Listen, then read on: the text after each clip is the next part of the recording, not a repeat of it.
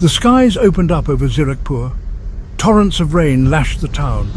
It was Sunday when the downpour began. Streets turned into rivers and fear gripped the hearts of residents. This was not the first time Zirakpur had witnessed nature's fury. Memories of past floods, of homes submerged and lives disrupted, came rushing back. The relentless rain continued, a grim reminder of the city's vulnerability to the elements. As the water level rose, so did the anxiety. Zirakpur braced itself for another battle against the deluge. The deluge left a trail of destruction. National highways, the lifeline of the region, were rendered impassable. Vehicles were stranded, their drivers and passengers anxiously watching the rising water levels. The floodwaters spared no one. Residential areas were inundated, turning homes into islands. People watched helplessly as their belongings were swallowed by the murky water.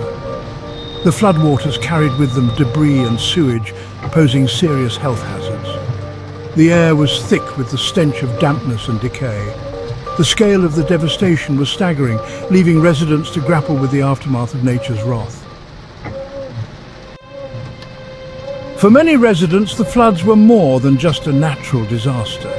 They were a devastating blow to their very way of life, a cruel twist of fate that turned their dreams into nightmares. They were a personal tragedy, a heart-wrenching experience that left scars deeper than the waters that inundated their homes. Families who had poured their life savings into buying their dream homes saw their hopes and aspirations washed away. The homes they had lovingly built and maintained were now unrecognizable, submerged under murky waters. Years of hard work and sacrifice were wiped out in a matter of hours. Precious memories, captured in photographs and cherished possessions, were lost forever, floating away or buried under debris. The emotional toll was immense. The sight of their ruined homes and the uncertainty of the future weighed heavily on their hearts. Children cried, their innocent eyes reflecting the fear and uncertainty that had gripped the community. The once safe and secure environment they knew had been replaced by chaos and despair.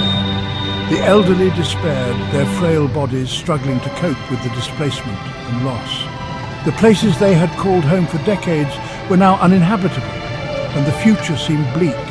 The floods had exposed the fragility of their existence, leaving them feeling vulnerable and betrayed. The community, once vibrant and full of life, now faced the daunting task of rebuilding from scratch, with the haunting memories of the floodwaters lingering in their minds.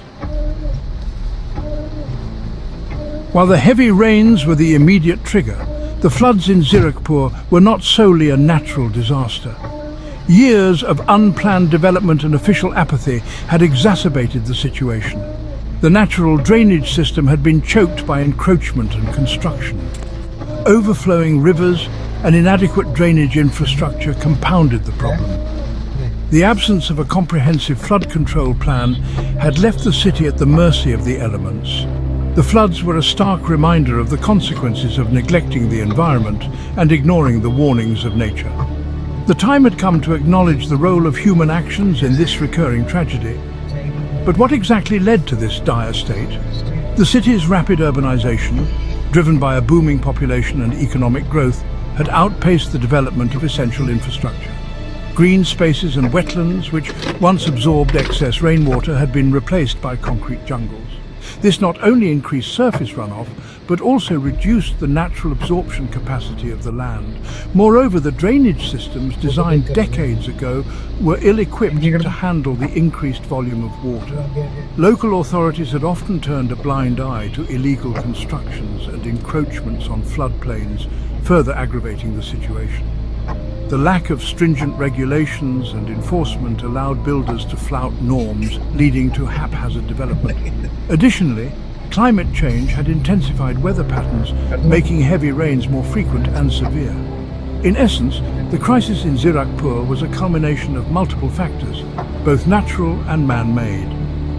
It underscored the urgent need for sustainable urban planning, stricter regulations and proactive measures to mitigate the impact of such disasters in the future. Section 5. A united front. Leaders, builders and officials join hands. In the face of adversity, a spirit of unity emerged. Political leaders, builders and municipal council officials set aside their differences and came together. They recognized the gravity of the situation and the need for a collective response. An alliance was formed, driven by the shared goal of finding a permanent solution to Zirakpur's flooding woes. The alliance pledged to work together, transcending political and professional boundaries. They understood that the task ahead was immense, but they were determined to restore Zirakpur to its former glory. Section 6, Seeking Solutions, Demanding Action, the Alliance's Roadmap. The Alliance wasted no time in drawing up a plan of action. They identified the key areas that needed immediate attention: improving drainage infrastructure, clearing encroachments, and creating a comprehensive flood control plan were top priorities. The Alliance recognized that long-term solutions would require significant investment. They resolved to approach the government for financial assistance and technical expertise. The Alliance was determined to leave no stone unturned in their quest to make Zirakpur a flood-resilient city. Section 7. A plea for support, the need for government intervention. In times of crisis, the role of the government becomes indispensable. Natural disasters such as floods can wreak havoc on communities, leaving them in dire need of assistance. The Alliance acknowledged that the task before them was too big to be tackled alone.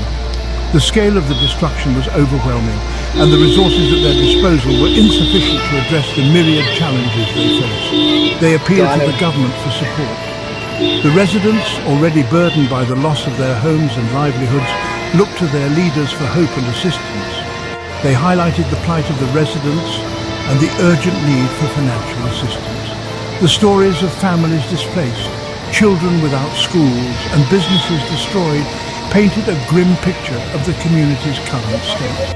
The Alliance emphasized the importance of a coordinated effort between the local authorities and the state government. Collaboration was key to ensuring that resources were allocated efficiently and that the response was swift and effective.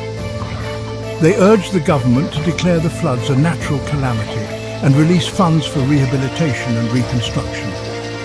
Such a declaration would unlock critical resources and expedite the recovery process. The Alliance stressed that government support was crucial in providing